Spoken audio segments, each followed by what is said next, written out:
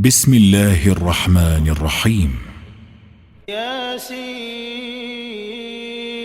والقرآن الحكيم إنك لمن المرسلين على صراط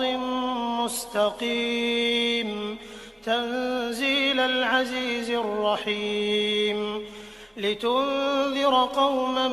ما أنذر آباؤهم فهم غافلون لقد حق القول على أكثرهم فهم لا يؤمنون إنا جعلنا في أعناقهم أغلالا فهي إلى الأذقان فهم مقمحون وجعلنا من بين أيديهم سدا ومن خلفهم سدا فأغشيناهم فهم لا يبصرون وسواء عليهم أأنذرتهم أم لم تنذرهم لا يؤمنون إنما تنذر من اتبع الذكر وخشي الرحمن بالغيب فبشره بمغفرة وأجر كريم إنا نحن نحيي الموتى ونكتب ما قدموا وآثارهم وكل شيء أحصيناه في إمام مبين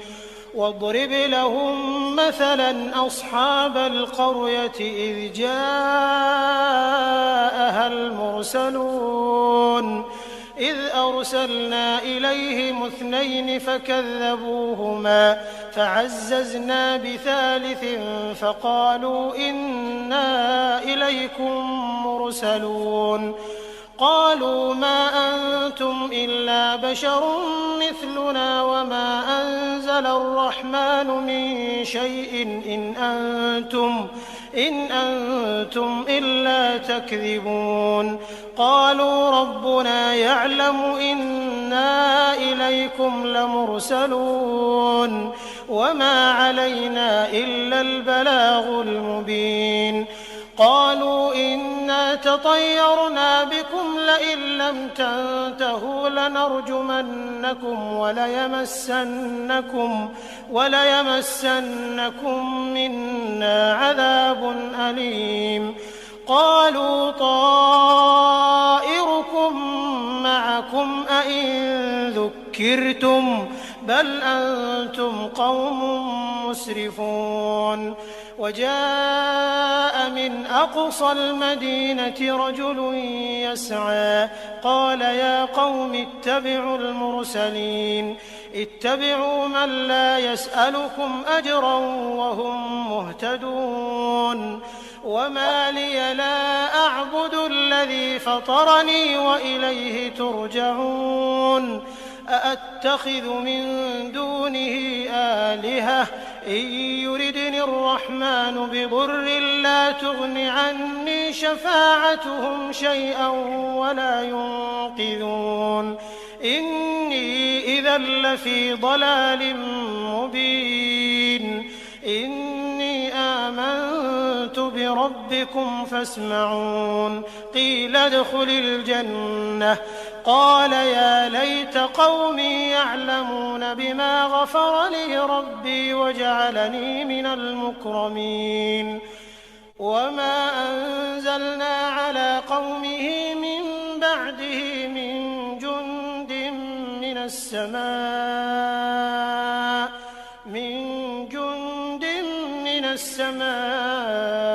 وما كنا منزلين إن كانت إلا صيحة واحدة فإذا هم خامدون يا حسرة على العباد ما يأتيهم من رسول إلا كانوا به يستهزئون ألم يروا كم أهلكنا قبلهم من القرون أنهم إليهم لا يرجعون وإن كل لما جميع لدينا محضرون وآية لهم الأرض الميتة أحييناها أحييناها وأخرجنا منها حبا فمنه يأكلون وجعلنا فيها جنات من نخيل وأعناب وفجرنا فيها من العيون ليأكلوا من ثمره وما عملته أيديهم أفلا يشكرون سبحان الذي خلق الأزواج كلها مما تنبت الأرض ومن أنفسهم ومما لا يعلمون وآية لهم الليل نسلخ منه النهار فإذا هم مظلمون والشمس تجري لمستقر لها ذلك تقدير العزيز العليم والقمر قدرناه منازل حتى عاد كالعرجون القديم لا الشمس ينبغي لها أن تدرك القمر ولا الليل سابق النهار وكل في فلك يسبحون وآية لهم أنا حملنا ذريتهم في الفلك المشحون وخلقنا لهم من مثله ما يركبون وإن نشأ نغرقهم فلا صريخ لهم ولا هم ينقذون إلا رحمة منا ومتاعا إلى حين وإذا قيل لهم اتقوا ما بين أيديكم وما خلفكم لعلكم ترحمون وما تأتيهم من آية من آيات ربهم إلا كانوا عنها معرضين وإذا قيل لهم أنفقوا مما رزقكم الله قال الذين كفروا للذين آمنوا أنطعم من لو يشاء الله أطعمه إن أنتم إلا في ضلال مبين ويقولون متى هذا الوعد إن كنتم صادقين ما ينظرون إلا صيحة واحدة تأخذهم وهم يخصمون فلا يستطيعون توصية ولا إلى أهلهم يرجعون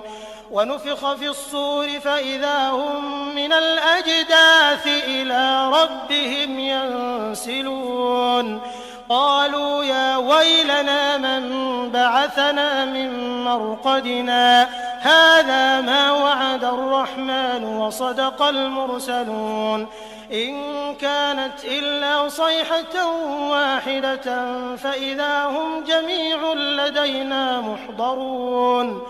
فاليوم لا تظلم نفس شيئا ولا تجزون إلا ما كنتم تعملون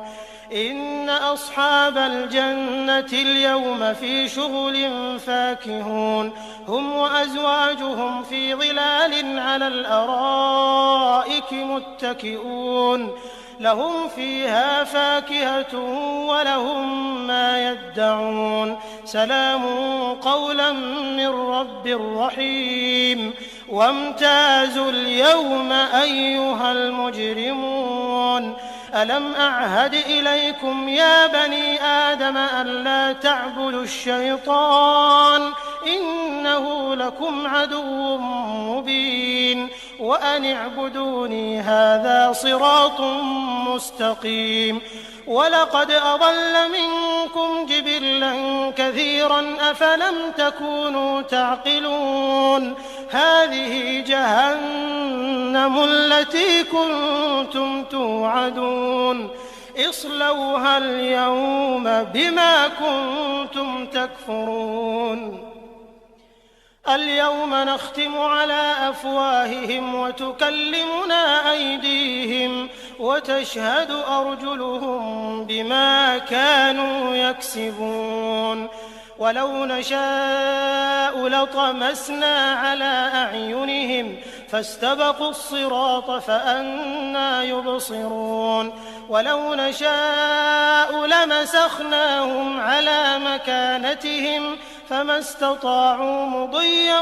ولا يرجعون ومن نعمره ننكسه في الخلق أفلا يعقلون وما علمناه الشعر وما ينبغي له إن هو إلا ذكر وقرآن مبين لينذر من كان حيا ويحق القول على الكافرين أولم يروا أنا خلقنا لهم مما عملت أيدينا أنعاما فهم لها مالكون وذللناها لهم فمنها ركوبهم ومنها يأكلون ولهم فيها منافع ومشارب أفلا يشكرون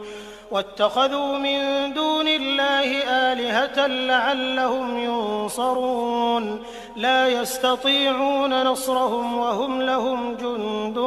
محضرون فلا يحزنك قولهم إنا نعلم ما يسرون وما يعلنون أولم ير الإنسان أنا خلقناه من نطفة فإذا هو خصيم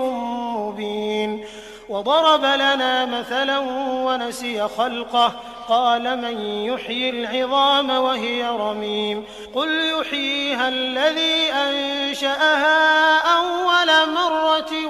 وهو بكل خلق عليم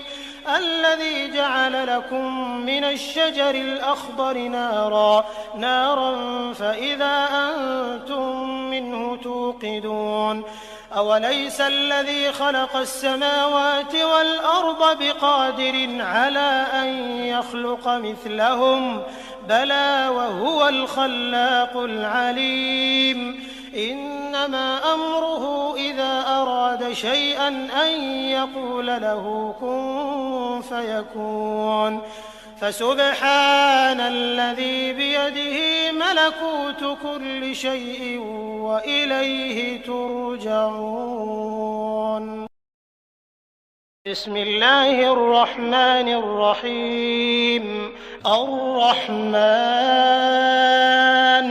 علم القرآن خلق الإنسان علمه البيان الشمس والقمر بحسبان والنجم والشجر يسجدان والسماء رفعها ووضع الميزان ألا تطغوا في الميزان وأقيموا الوزن بالقسط ولا تخسروا الميزان والأرض وضعها للأنام فيها فاكهة والنخل ذات الأكمام والحب ذو العصف والريحان فبأي آلاء ربكما تكذبان خلق الإنسان من صلصال كالفخار وخلق الجان من مارج من نار فبأي آلاء ربكما تكذبان رب المشرقين ورب المغربين فبأي آلاء ربكما تكذبان مرج البحرين يلتقيان بينهما برزخ لا يبغيان فبأي آلاء ربكما تكذبان يخرج منهما اللؤلؤ والمرجان فبأي آلاء ربكما تكذبان وله الجوار المنشآت في البحر كالأعلام فبأي آلاء ربكما تكذبان كل من عليها فان ويبقى الإكرام فبأي آلاء ربكما تكذبان يسأله من في السماوات والأرض كل يوم هو في شأن فبأي آلاء ربكما تكذبان سنفرغ لكم أيها الثقلان فبأي آلاء ربكما تكذبان يا معشر الجن والإنس إن استطعتم أن تنفذوا من أقطار السماوات والأرض فانفذوا لا تنفذون إلا بسلطان فبأي آلاء ربكما تكذبان يرسل عليكما شواظ من نار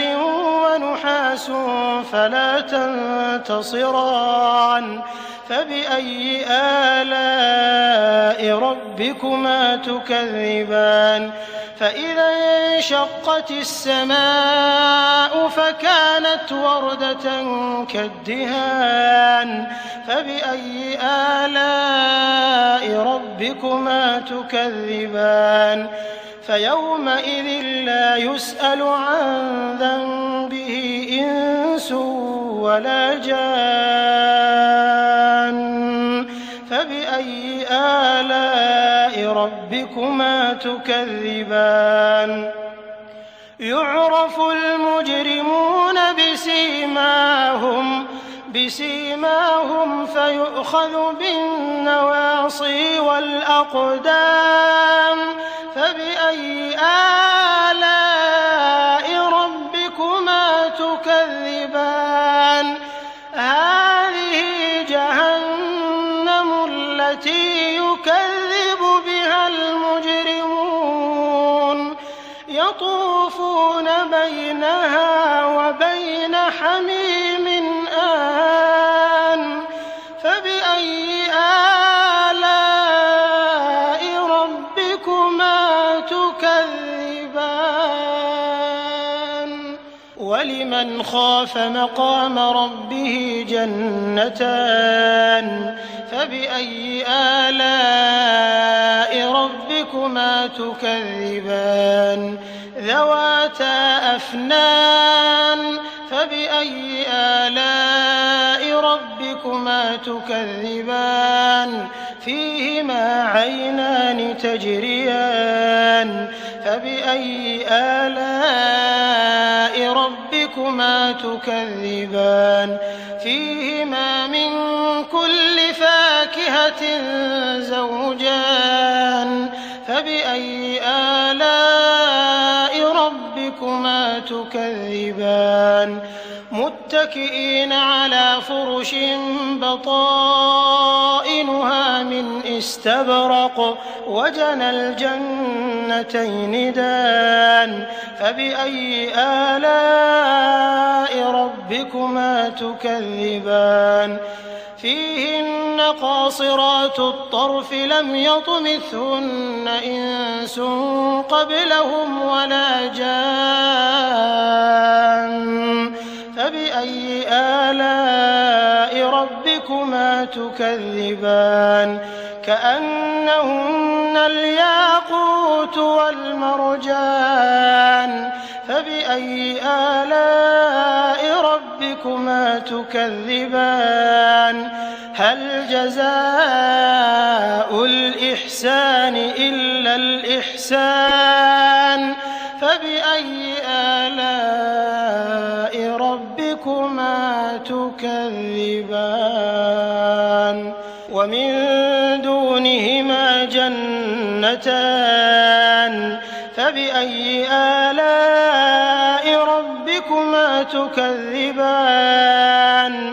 مدهامتان فبأي آلاء ربكما تكذبان فيهما عينان نضاختان فبأي آلاء ربكما ربكما تكذبان فيهما فاكهة ونخل ورمان فبأي آلاء ربكما تكذبان فيهن خيرات حسان فبأي آلاء ربكما تكذبان حور مقصورات في الخيام فبأي آلاء ربكما تكذبان لم يطمثهن إنس قبلهم ولا جان فبأي آلاء ربكما تكذبان متكئين على رفرف خضر وعبقري حسان فبأي آلاء ربكما تكذبان تبارك اسم ربك ذي الجلال والإكرام. بسم الله الرحمن الرحيم. ياسين والقرآن الحكيم إنك لمن المرسلين على صراط مستقيم تنزيل العزيز الرحيم لتنذر قوما ما أنذر آباؤهم فهم غافلون لقد حق القول على أكثرهم فهم لا يؤمنون إنا جعلنا في أعناقهم أغلالا فهي إلى الأذقان فهم مقمحون وجعلنا من بين أيديهم سدا ومن خلفهم سدا فأغشيناهم فهم لا يبصرون وسواء عليهم أأنذرتهم أم لم تنذرهم لا يؤمنون إنما تنذر من اتبع الذكر وخشي الرحمن بالغيب فبشره بمغفرة وأجر كريم إنا نحن نحيي الموتى ونكتب ما قدموا وآثارهم وكل شيء أحصيناه في إمام مبين واضرب لهم مثلا أصحاب القرية إذ جاءها المرسلون إذ أرسلنا إليهم 2 فكذبوهما فعززنا بثالث فقالوا إنا إليكم مرسلون قالوا ما أنتم إلا بشر مثلنا وما أنزل الرحمن من شيء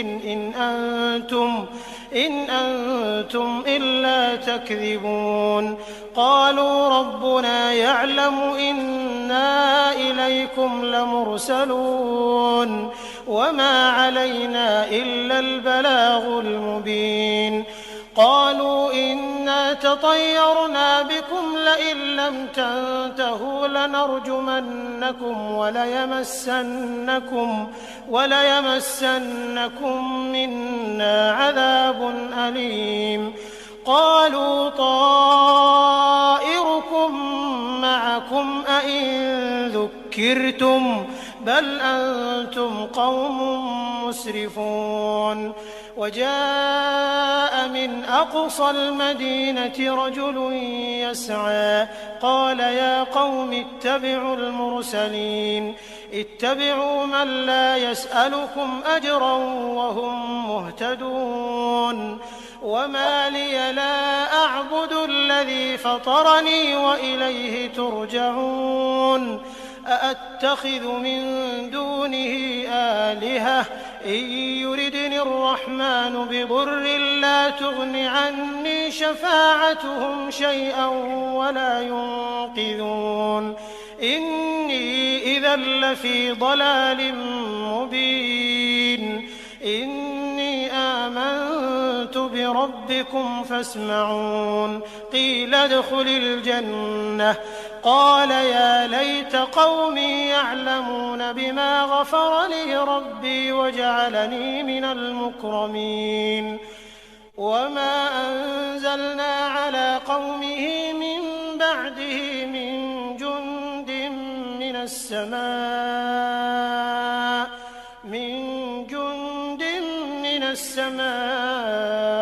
وما كنا منزلين إن كانت إلا صيحة واحدة فإذا هم خامدون يا حسرة على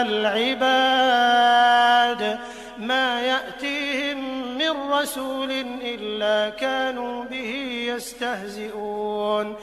ألم يروا كم أهلكنا قبلهم من القرون أنهم إليهم لا يرجعون وإن كل لما جميع لدينا محضرون وآية لهم الأرض الميتة أحييناها وأخرجنا منها حبا فمنه يأكلون وجعلنا فيها جنات من نخيل وأعناب وفجرنا فيها من العيون ليأكلوا من ثمره وما عملته أيديهم أفلا يشكرون سبحان الذي خلق الأزواج كلها مما تنبت الأرض ومن أنفسهم ومما لا يعلمون وآية لهم الليل نسلخ منه النهار فإذا هم مظلمون والشمس تجري لمستقر لها ذلك تقدير العزيز العليم والقمر قدرناه منازل حتى عاد كالعرجون القديم لا الشمس ينبغي لها أن تدرك القمر ولا الليل سابق النهار وكل في فلك يسبحون وآية لهم أنا حملنا ذريتهم في الفلك المشحون وخلقنا لهم من مثله ما يركبون وإن نشأ نغرقهم فلا صريخ لهم ولا هم ينقذون إلا رحمة منا ومتاعا إلى حين وإذا قيل لهم اتقوا ما بين أيديكم وما خلفكم لعلكم ترحمون وما تأتيهم من آية من آيات ربهم إلا كانوا عنها معرضين وإذا قيل لهم أنفقوا مما رزقكم الله قال الذين كفروا للذين آمنوا أنطعم من لو يشاء الله أطعمه إن أنتم إلا في ضلال مبين ويقولون متى هذا الوعد إن كنتم صادقين ما ينظرون إلا صيحة واحدة تأخذهم وهم يخصمون فلا يستطيعون توصية ولا إلى أهلهم يرجعون ونفخ في الصور فإذا هم من الأجداث إلى ربهم ينسلون قالوا يا ويلنا من بعثنا من مرقدنا هذا ما وعد الرحمن وصدق المرسلون إن كانت إلا صيحة واحدة فإذا هم جميع لدينا محضرون فاليوم لا تظلم نفس شيئا ولا تجزون إلا ما كنتم تعملون إن أصحاب الجنة اليوم في شغل فاكهون هم وأزواجهم في ظلال على الأرائك متكئون لهم فيها فاكهة ولهم ما يدعون سلام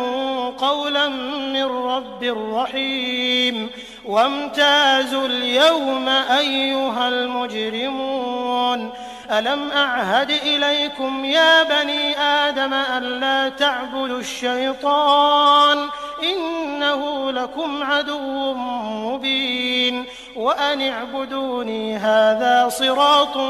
مستقيم ولقد أضل منكم جبلا كثيرا أفلم تكونوا تعقلون هذه جهنم التي كنتم توعدون اصلوها اليوم بما كنتم تكفرون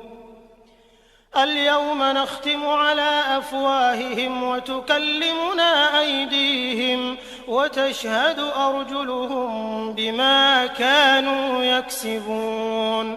ولو نشاء لطمسنا على أعينهم فاستبقوا الصراط فأنى يبصرون ولو نشاء لمسخناهم على مكانتهم فما استطاعوا مضيا ولا يرجعون ومن نعمره ننكسه في الخلق أفلا يعقلون وما علمناه الشعر وما ينبغي له إن هو إلا ذكر وقرآن مبين لينذر من كان حيا ويحق القول على الكافرين أولم يروا أنا خلقنا لهم مما عملت أيدينا أنعاما فهم لها مالكون وذللناها لهم فمنها ركوبهم ومنها يأكلون ولهم فيها منافع ومشارب أفلا يشكرون واتخذوا من دون الله آلهة لعلهم ينصرون لا يستطيعون نصرهم وهم لهم جند محضرون فلا يحزنك قولهم إنا نعلم ما يسرون وما يعلنون أولم ير الإنسان أنا خلقناه من نطفة فإذا هو خصيم مبين وضرب لنا مثلا ونسي خلقه قال من يحيي العظام وهي رميم قل يحييها الذي أنشأها أول مرة وهو بكل خلق عليم الذي جعل لكم من الشجر الأخضر نارا فإذا أنتم منه توقدون أوليس الذي خلق السماوات والأرض بقادر على أن يخلق مثلهم بلى وهو الخلاق العليم إنما أمره إذا أراد شيئا أن يقول له كن فيكون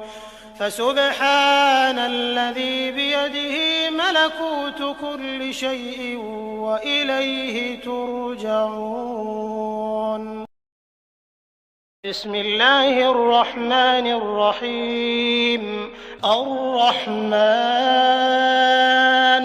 علم القرآن خلق الإنسان علمه البيان الشمس والقمر بحسبان والنجم والشجر يسجدان والسماء رفعها ووضع الميزان ألا تطغوا في الميزان وأقيموا الوزن بالقسط ولا تخسروا الميزان والأرض وضعها للأنام فيها فاكهة والنخل ذات الأكمام والحب ذو العصف والريحان فبأي آلاء ربكما تكذبان خلق الإنسان من صلصال كالفخار وخلق الجان من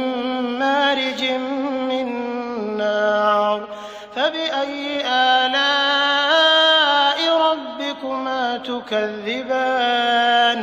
رب المشرقين ورب المغربين فبأي آلاء ربكما تكذبان مرج البحرين يلتقيان بينهما برزخ لا يبغيان فبأي آلاء ربكما تكذبان يخرج منهما اللؤلؤ والمرجان فبأي آلاء ربكما تكذبان وله الجوار المنشآت في البحر كالأعلام فبأي آلاء ربكما تكذبان كل من عليها فان ويبقى وجه ربك ذو الجلال والإكرام فبأي آلاء ربكما تكذبان يسأله من في السماوات والأرض كل يوم هو في شأن فبأي آلاء ربكما تكذبان سنفرغ لكم أيها الثقلان فبأي آلاء ربكما تكذبان يا معشر الجن والإنس إن استطعتم أن تنفذوا من أقطار السماوات والأرض فانفذوا لا تنفذون إلا بسلطان فبأي آلاء ربكما تكذبان يرسل عليكما شواظ من نار ونحاس فلا تنتصران فبأي آلاء ربكما تكذبان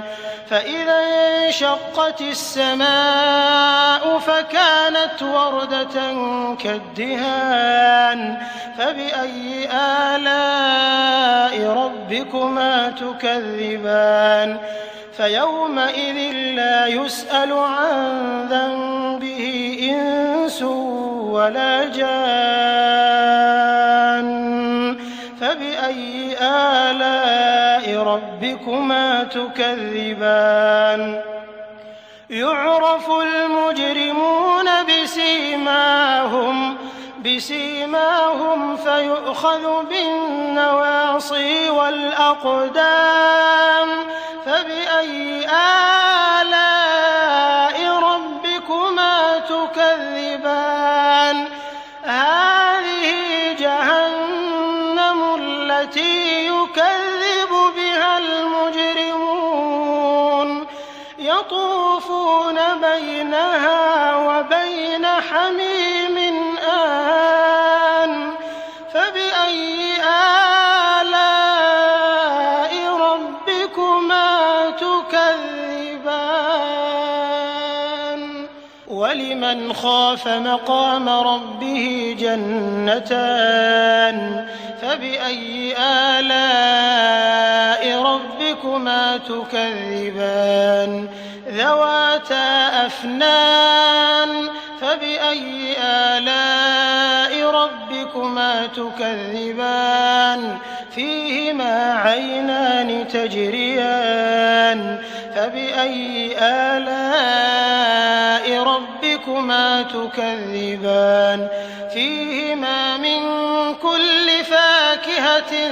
زوجان فبأي آلاء ربكما تكذبان متكئين على فرش بطائنها من استبرق وجنى الجنتين دان فبأي آلاء ربكما تكذبان فيهن قاصرات الطرف لم يطمثهن إنس قبلهم ولا جان فبأي آلاء ربكما تكذبان كأنهن الياقوت والمرجان فبأي آلاء ربكما تكذبان هل جزاء الإحسان إلا الإحسان فبأي آلاء ربكما تكذبان ومن دونهما جنتان فبأي آلاء ربكما تكذبان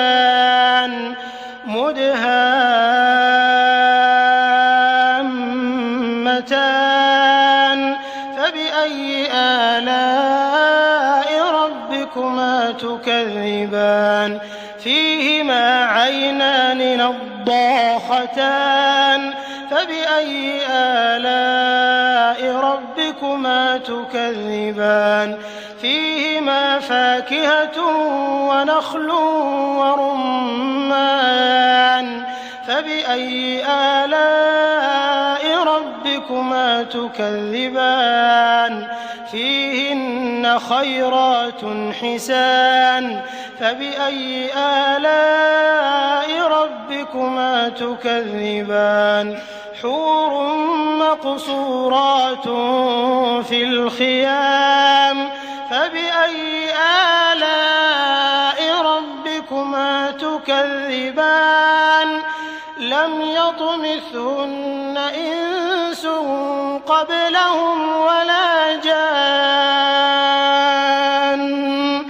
فبأي آلاء ربكما تكذبان متكئين على رفرف خضر وعبقري حسان فبأي آلاء ربكما تكذبان